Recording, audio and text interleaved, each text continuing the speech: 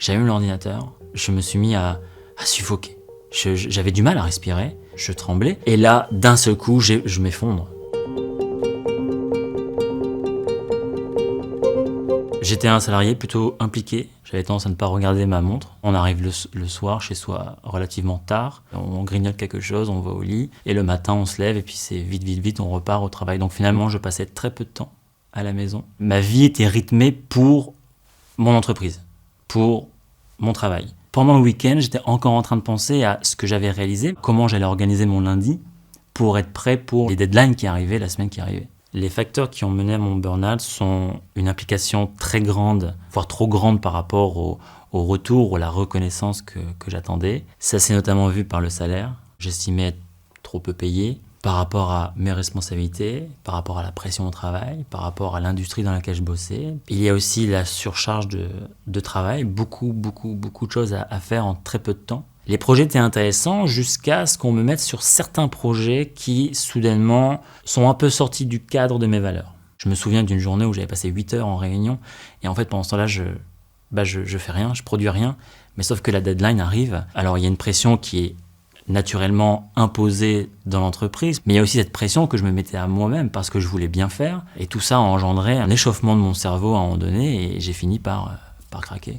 En allumant l'ordinateur, tout ça est remonté et j'ai commencé à suffoquer. J'avais chaud, je sentais mon cœur se mettre à palpiter très rapidement. Mais surtout, ce qui m'a fait peur, c'est de voir que j'avais du mal à respirer. Et puis d'un seul coup, le déluge, je me suis mis à pleurer, je me suis effondré comme un gamin. C'était psychique, c'était physique et ça faisait vraiment peur. J'ai pris des bonnes respirations et j'ai dit là, je peux pas continuer. J'ai appelé ma boss et je lui ai dit que je bosserais pas aujourd'hui. J'ai appelé le médecin.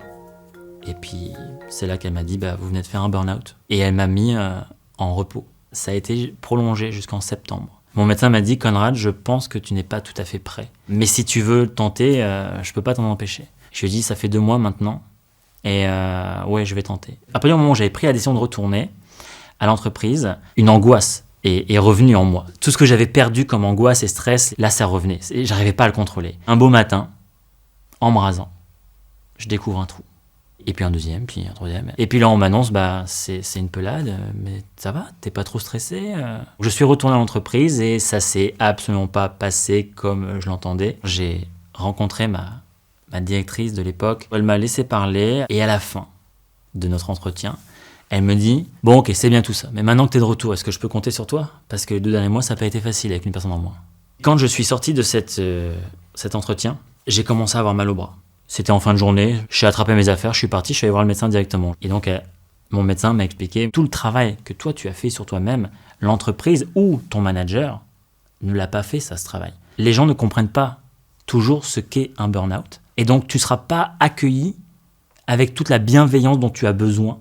Et c'est là où elle m'a dit, je crains que tu ne retrouveras jamais ce que tu attends dans cette entreprise. À la suite de ça, elle m'a remis encore en arrêt de travail et ça a été prolongé jusqu'à fin décembre. Pendant ces 6 mois de temps, là, j'ai bien réfléchi à ce que je voulais faire de ma vie. Et il était évident que je ne voulais plus retourner dans cette entreprise. Ça me faisait un pincement au cœur pour mes collègues que j'adorais, mais je ne pouvais plus. Et c'est là que j'ai pris la décision de me lancer en tant que photographe indépendant, qui est ma passion depuis toujours. Le burn-out m'a permis de prendre conscience de l'importance d'être en bonne santé, l'importance de faire des choses qui ont du sens, qui ont de la valeur à nos yeux. Ça m'a permis de prendre ce temps pour moi, et rien que pour moi, pour une fois être un peu plus égoïste et de réfléchir à un plan d'action pour ma vie. Pendant mon burn-out, je ne travaillais plus pour quelqu'un d'autre, je travaillais pour moi. C'était vraiment prendre le temps de décompresser, essayer de ne penser à rien, ou juste à qu'est-ce que je veux dans la vie. Quand je vais me réveiller à 80 ans, qu'est-ce que je veux avoir accompli ?